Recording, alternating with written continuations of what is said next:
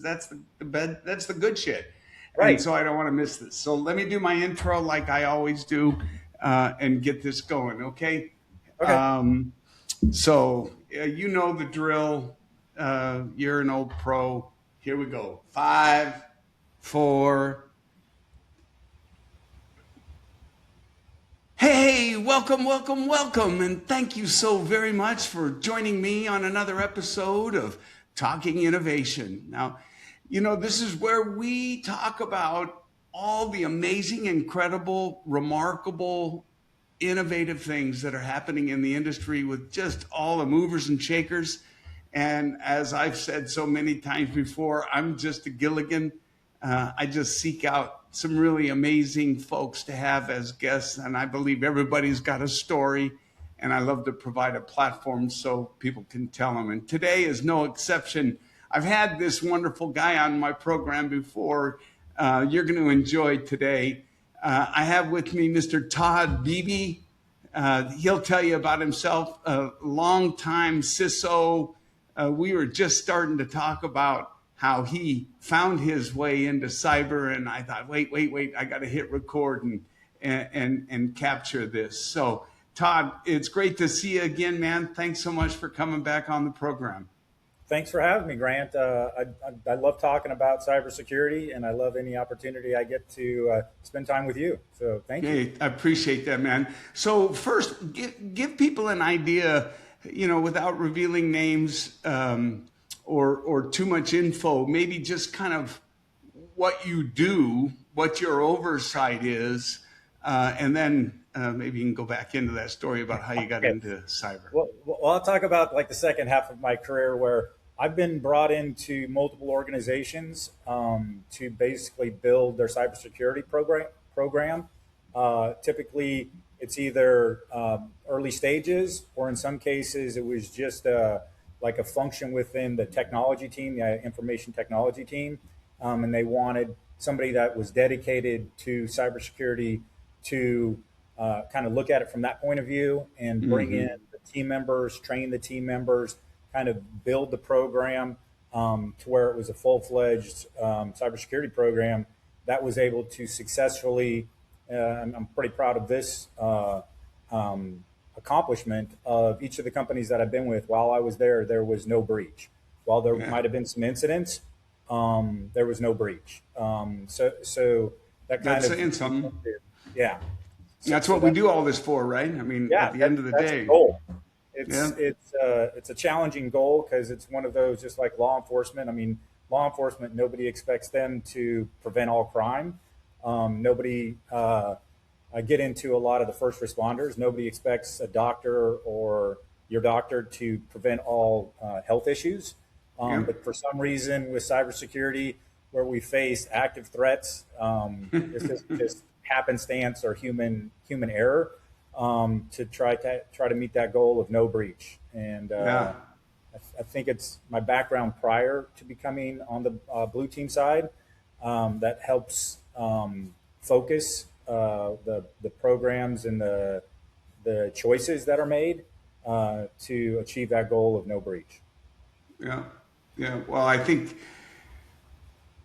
years ago, that may not have been quite as lofty a goal Yeah. as it is today. I think the compression, or let's say increased potential, given Mythos and the frontier models and some of the things that have occurred just in the very recent months. I think I don't think that many are going to be able to continue to say that, even the best of the best, unless they take a different strategy about how they're going about their cyber program, because I think it's changing. I think, more than ever, there's a need to look in as opposed to looking out, if that makes sense. What do you think? That makes sense. I mean, I see, just from again my perspective is typically always threat actor first kind of perspective. But when I was on the defensive side, we'll call it early in my career, there wasn't this, threat actors were trying to be stealthy, right? They wanted to come into organizations and stay there for years.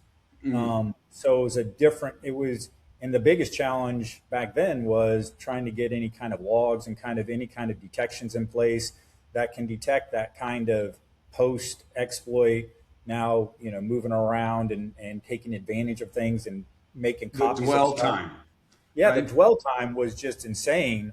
And Yeah, that that's was the on whole purpose. APT world, right? Right.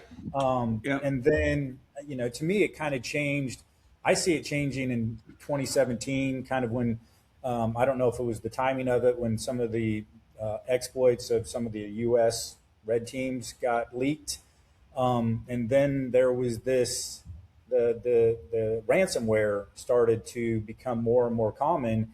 And now it kind of flipped the threat actor mindset of low and slow and kind of dwell time into that wasn't a value to them.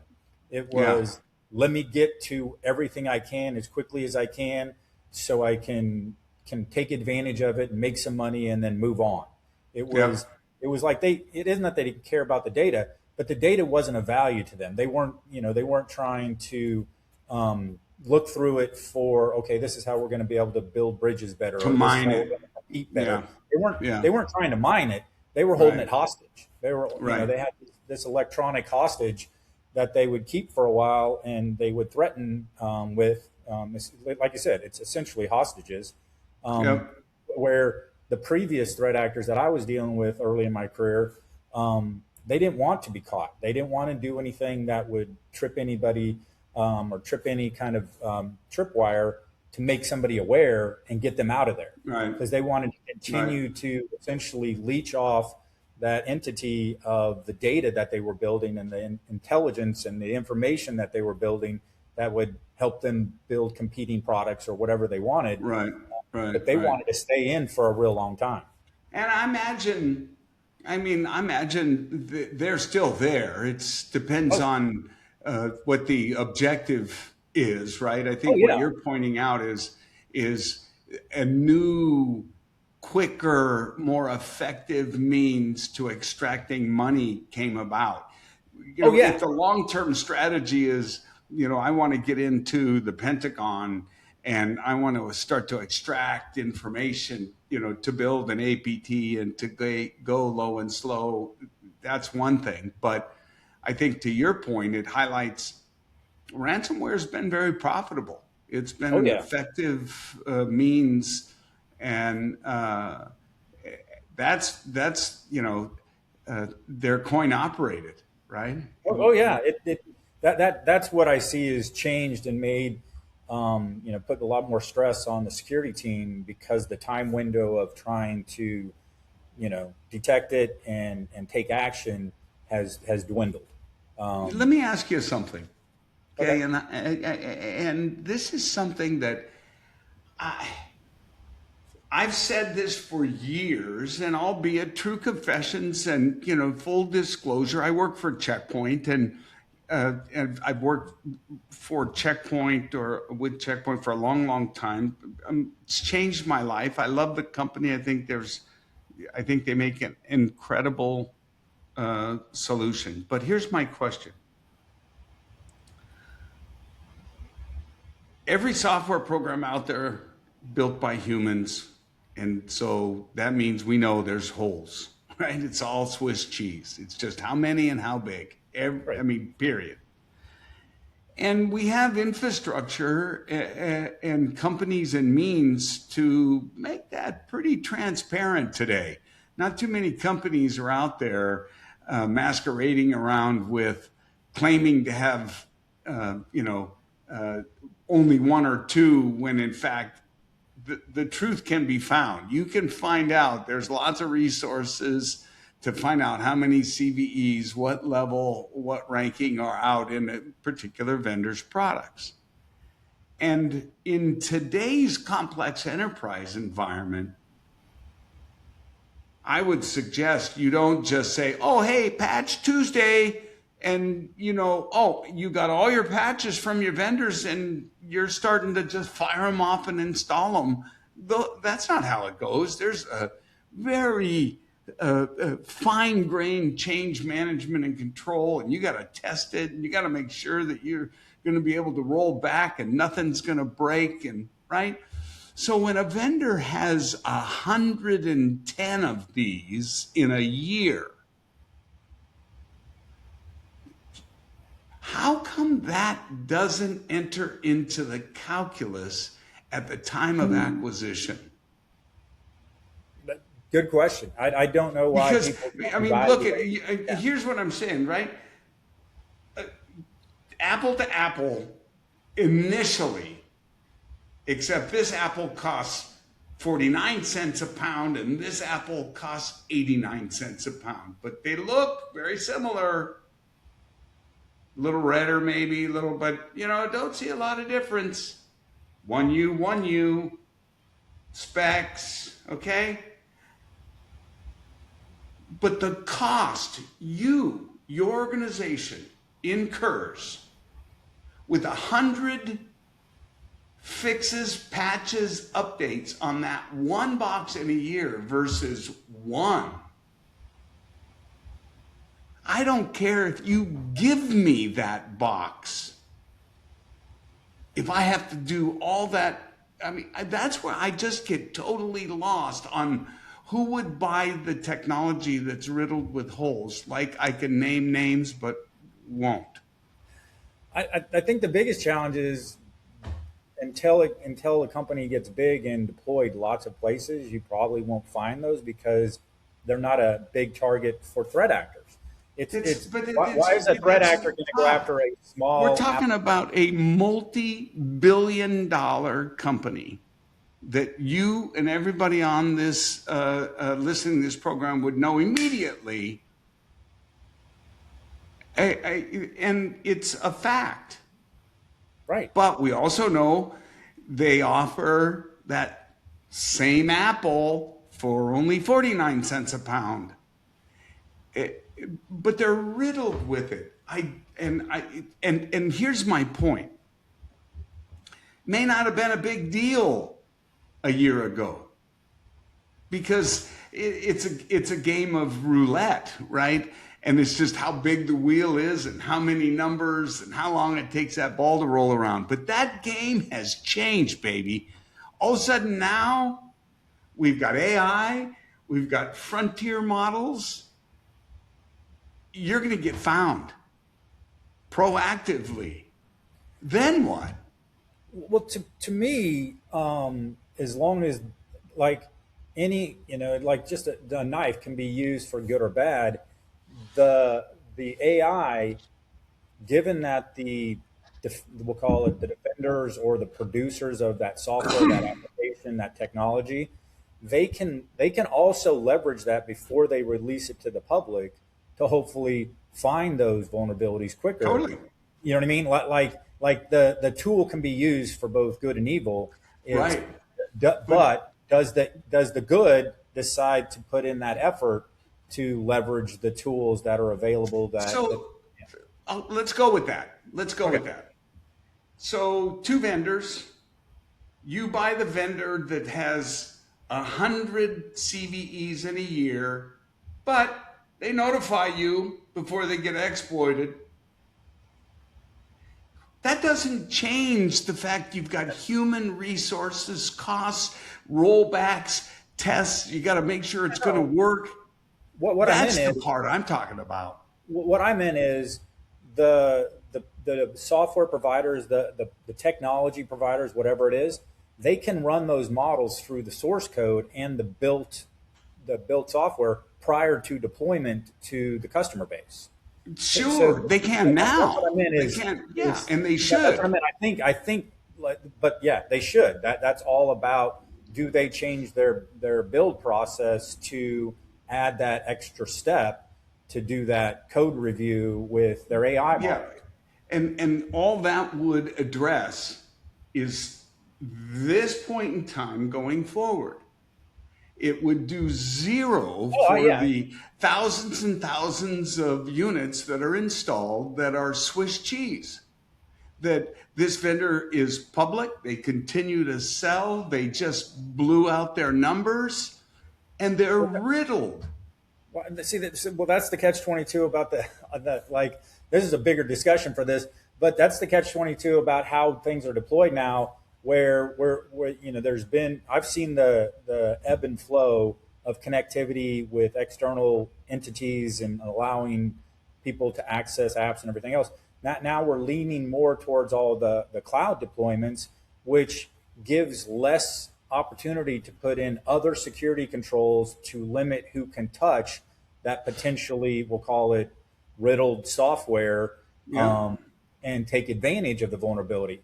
If a port's not open, I don't care how riddled the software is, you can exploit it. If I Sure. block port 445, MS 08067 doesn't work, MS 17010 doesn't work.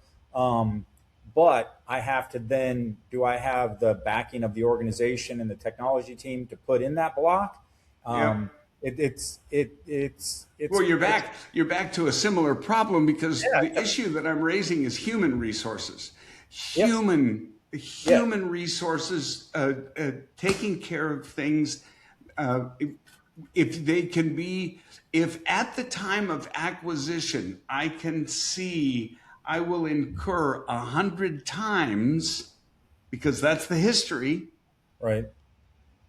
100 times I'm going to have to fix, or one. The real question is, why don't more organizations enter that into the calculus at the time of acquisition when they're doing their buying, asking their vendor how many CVEs of high or critical levels have been released on the product I'm about to buy?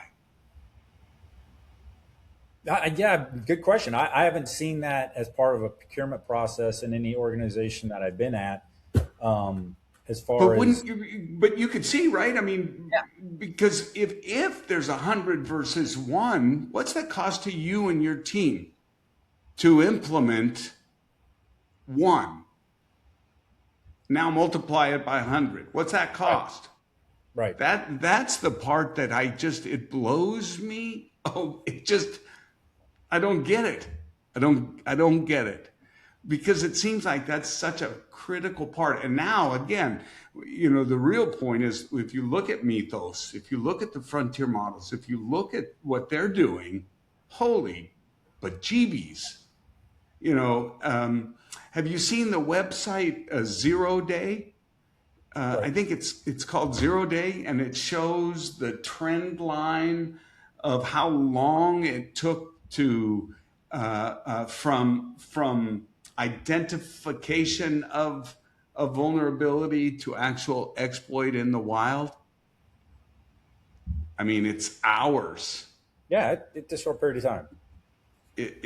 Well, what used to be weeks, Yeah. months, right? It's hours, and it's dropped pretty quickly. So I just, how does that not get calculated in? Who is it? Do you think it's because purchasing is trying to drive the price? And I mean, what do you think? I think it gets to the point of taking it out even cyber. I'd rather talk about cyber, but I'll take it out of cyber. Where the cars, let's think of vehicles when they first came out, they were going 10 miles an hour, whatever they were. There was no seat belts. I don't even know if they had doors. But as the deaths, and we'll call it the risk and the consequences of not having proper controls in place Yep. started to mount up and Yep. be significant, Yeah, then but all some of a sudden, people still wouldn't buy Corvair, yeah, right? I mean, right? Because you get yeah, rear-ended and you blow up. So, right. so, so, I Most mean, people and won't know what two, that car is except for yeah, us. There's we that. do because we're old. But the point being, yes, you're right. But I think that's why you then really more applicable comparison might be the safety ratings that Yeah, are put out, right? Um, and it's a little bit. I guess it's similar in many ways, Yeah, right? it's a non-technology kind of it's human behavior because humans are driving the decisions, right?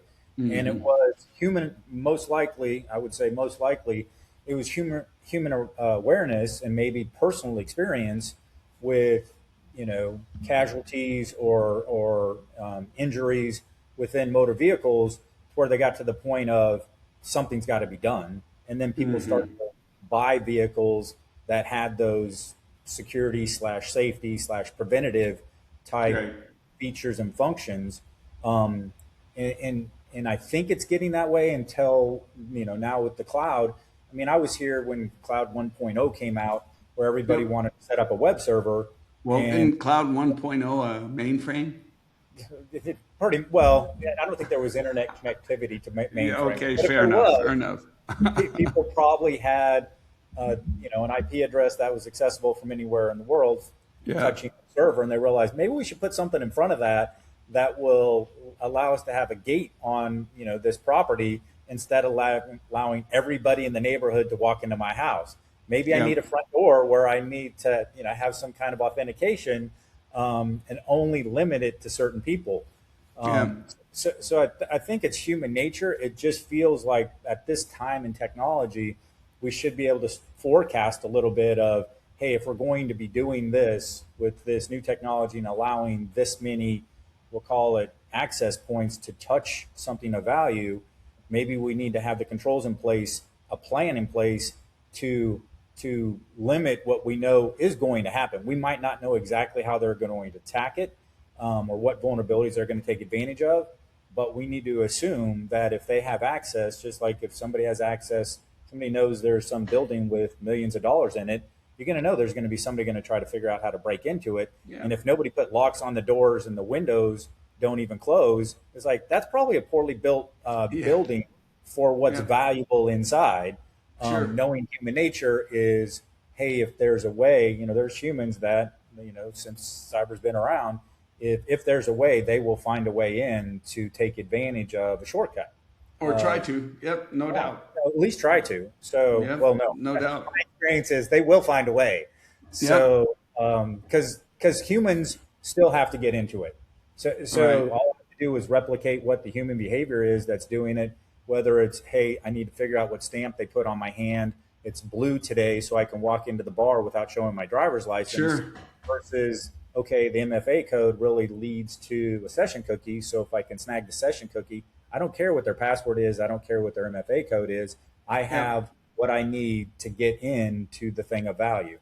So, Yep. so I think it's just it continues to be, okay, put in this defense, essentially wait until somebody figures out a way to circumvent that defense, and then improve and create a new defense that kind of counters it. It's kind of Yeah. It's the it's infamous- war. It's the same. It's war like it's been for millennia. Yeah. You get something and it kicks the shit out of me, and so I got to Right. get something that I gotta can build a do bigger what you do, whatever. or do it better. And it's tit tat back and forth. That's there's and That's why I've been it's in one of the- forever. It's It not, is. you know what I mean? It isn't like it's, hey, you do these 5 things and you secure an organization. I'm like, okay, Nope. well then I can retire.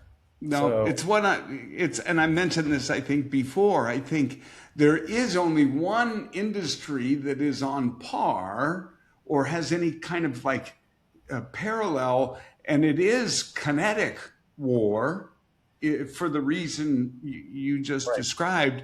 However, I do believe one significant difference, and it's to your point that you just made. In kinetic war, we eventually, somebody waves a white flag. We get to a point where we want to stop, right? Or Right. we get, right, kinetic, or just it doesn't happen to continue on like cyber because of the anonymity. And as long as there's anonymity and there's opportunity for exploit, whatever that exploit might be, humans are going to try to take that on. I completely agree. And so it's Oh, yeah. never ending. It's never, so far, like I said, I've been in it since '91, and nothing's changed as far as me. Is it's still cat and mouse or And it's going to keep going. In fact, let's talk about this. There's a couple of ways we can take this. One, the Todd Beebe level hack kind of gal that says, hey, and starts to put this tool to use. But then there's another potential that I think also introduces some real interesting challenges, and that's Gilligans like me that are not at your level, but now with the advent, I can be. And, I've said for a long, long time, the only, it used to be a Grand Canyon between you, the developer, right, or the deep hack. I'll take that as a developer, yeah. Or me, I wouldn't know even to begin what's the first thing to write, bash, curl, whatever, right? So it was a Grand Canyon. But today, I can speak, I can talk, I can type regular instructions. So I can do it now, write a JavaScript, write a JSON, write a Perl script, whatever. The difference is, I don't know if it works or not, but I can do it. So that's my point, is my accessibility. It's quite frightening. Oh yeah, good. Yeah, that's what I mean. Like when I was first getting in, there was no such thing as GitHub. There was no such thing as Metasploit. None of those. We'll call it more. We'll call it user-friendly tools, to where if you didn't have the skills or the knowledge to kind of build it on the fly. But yeah, nowadays you can go to GitHub and download whatever, multiple. You can download 0-day POCs, right? Yeah. So it's the accessibility and the kind of the learning curve. How it doesn't take a lot to be able to get. There isn't a learning curve to become one of the cogs in like a ransomware group. You become a specialist where you know how to do initial access. It's like, okay, boom. Now you can replicate, and you don't even have to learn the additional skills to finish that whole process. It almost be like an operating room where they have 6 specialists, and it's like, okay, you're the person that really cuts them open to make sure that you have the minimal incision possible, and you do this, do this. It's very, it can be specialized now and that's what they're taking advantage of what's your skill set. Okay, we're going to put you into this role. They've become more like an organization, like a legitimate organization, divide and conquer the workload to the people, and they have access to tools. Yeah. So talk about workload. I mean, let's move on to AI. I'm curious, because now MCP agents, chaining, the ability, immutable agents are showing up, right? That they do what they do and they disappear. There's a lot of interesting technologies that are coming about. Tell me about your use, your company's use amongst the larger overall population of AI. I can't talk about our usage in general terms, can you speak at all about, like, are you using it prolifically? Is it being used sparingly? Is it been largely augmentation for knowledge workers? Are you using Cloud Code or any development tools? Can you talk at all about that? If the answer is no, then we'll move on, I guess. Nope, I cannot. There are some limitations. I tend to talk about just about everything, but when my employer asks me to not talk about something, then I do not. Okay, then let's shift it to AI overall. What are you seeing out there in terms of, and here's why I ask. if you watch any money show or financial show, I mean, the stock market's off the hook, going crazy.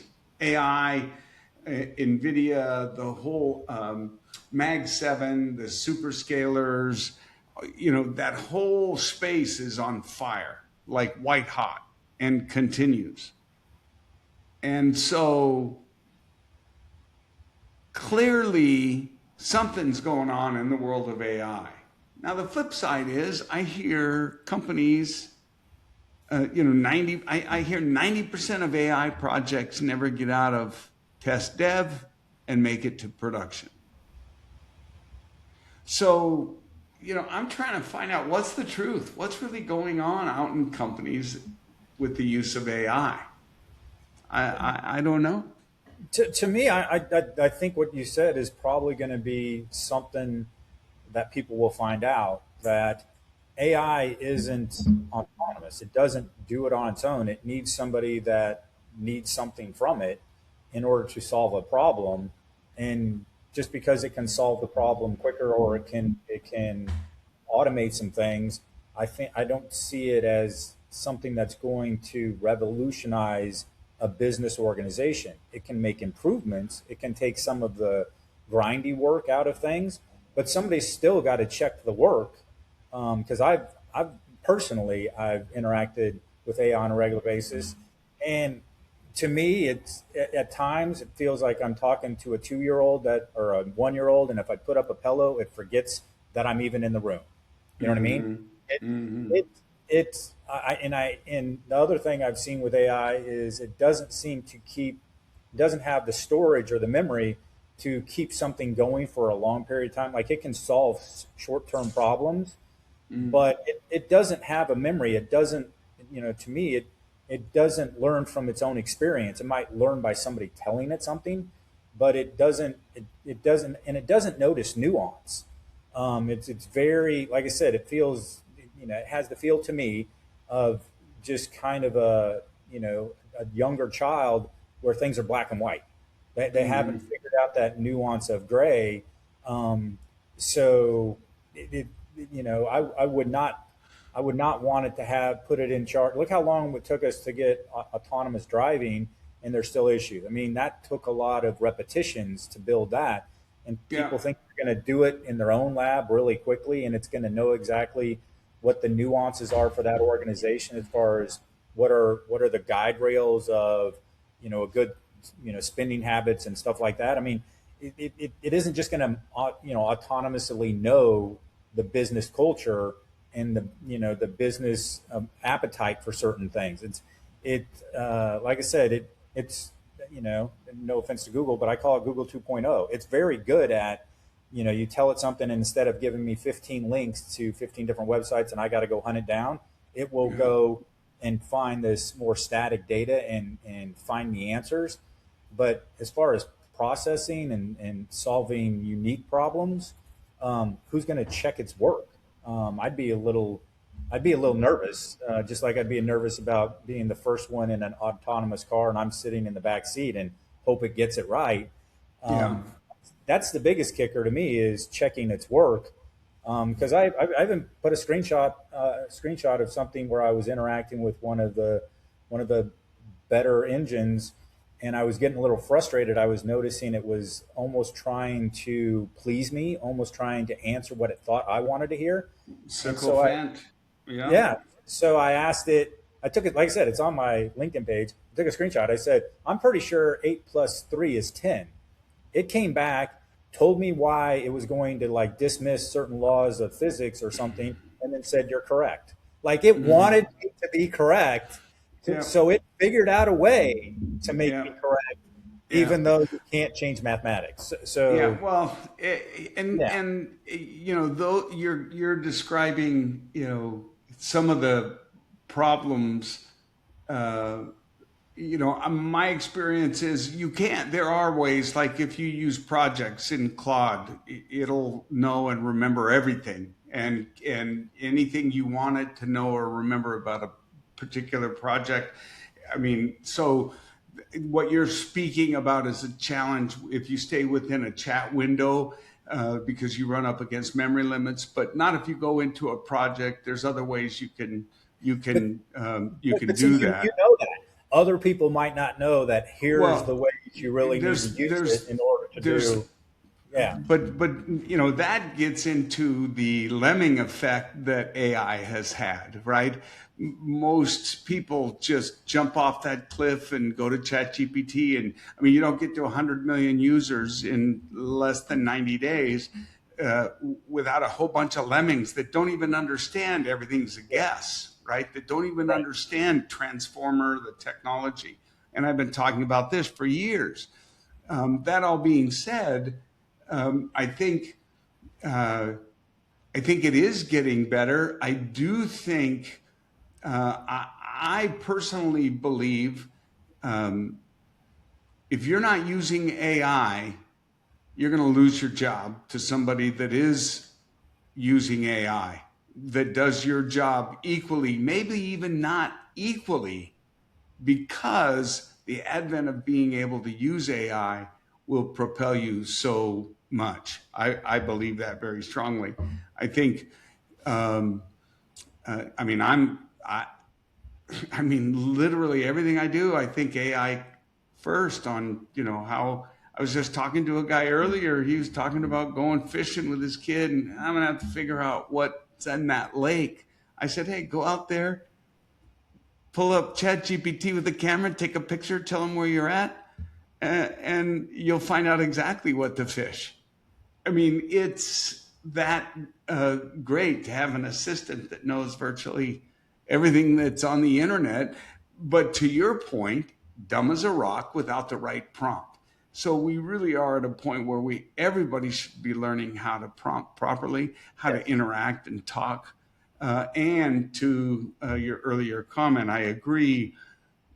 If you dig a little and read and understand how to use some of like, for example, there's a place that you can enter in directions that every time you log into ChatGPT or to Claude or what have you, you can put very explicit instructions that say, do not be sycophantic.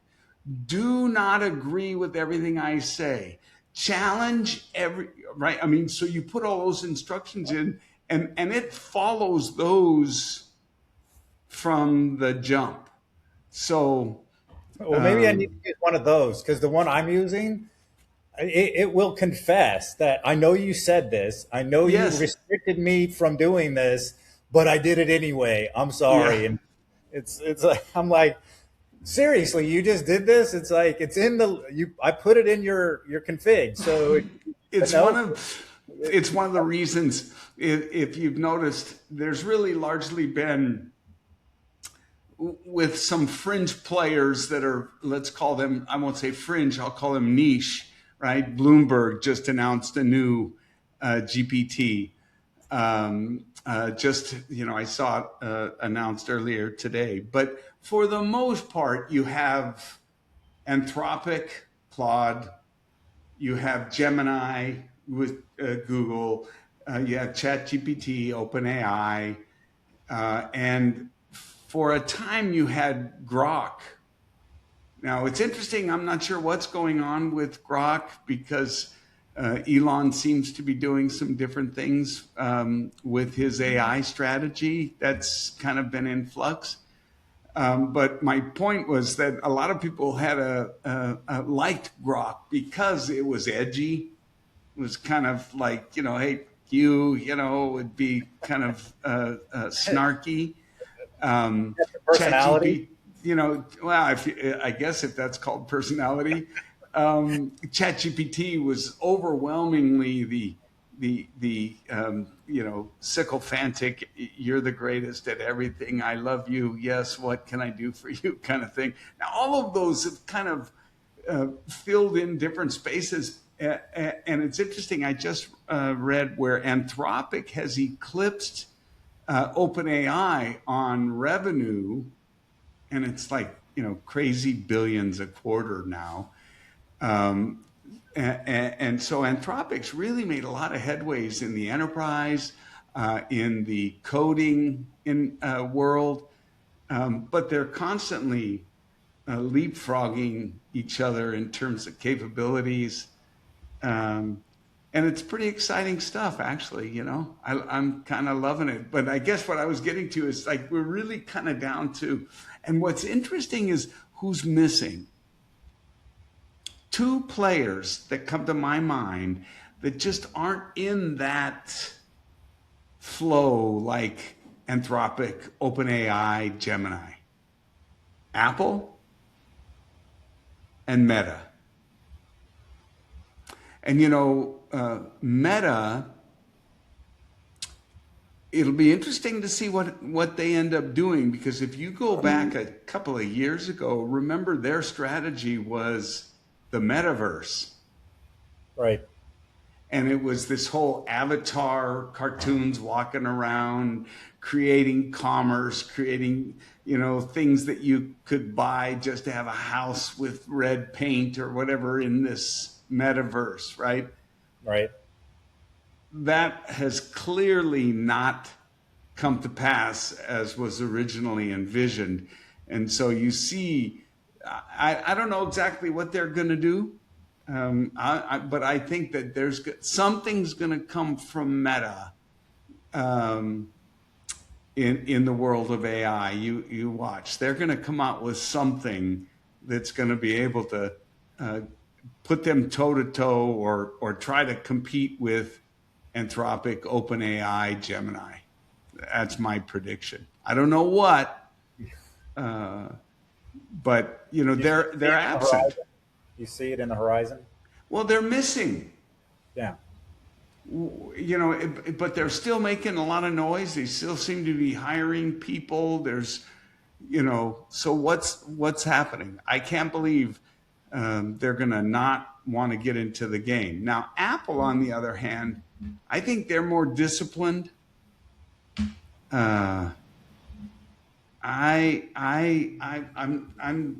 still on the fence on what they're going to do. I was really hopeful that Apple would lead the in-vehicle software, but it doesn't seem that that's where, you know what I mean?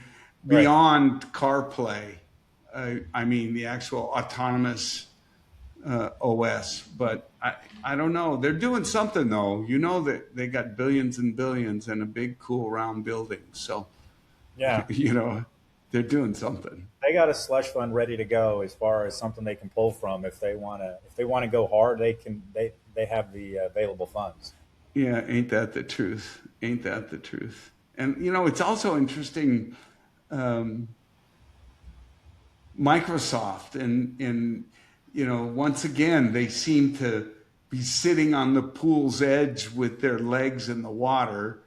Yeah. I don't know if I see, I guess they're trying to do more with Copilot, but I don't get the sense that they're in it in the same way. The other four you mentioned are kind of, they're all in, that's the company pretty much, yeah. Right? Yeah. Yeah, well, I think with the exception of Grok, I think you can pretty much. I think they're gonna, it's with SpaceX being a potential $1 trillion IPO that's like right on the precipice any day. He's got his hands full, so it'll be interesting to see what happens. Well, hey man, this has been a wonderful way to spend a Friday afternoon, having a chance to talk with Todd Beebe. I sure appreciate you coming on to the program today, man. Thanks for the opportunity. I don't know where we're going to go when we get into these, but thanks for letting me enjoy the ride. So it's always what I like the most. It's one of the things that's. I think I told you the very first time. I don't have pre-calls, so we can just talk. Because sometimes that's where the most interesting conversations come from. I agree. So awesome. Thank you. Yeah, my pleasure. Todd Beebe, ladies and gentlemen. Look him up on LinkedIn. Great guy, longtime CISO, and one time on the other side of the fence trying to break in rather than to protect. Not with any malicious intent, of course, just to see if he could. And I could. Right? But hey, ladies and gentlemen, thank you very much for listening, watching, subscribing. I hope you enjoy the program as much as I enjoy putting it on for you. And please tell your friends, share it, like it, subscribe, and come on back. We'll look forward to having you back on the next episode of Talking Innovation. Take care. Boom. All right.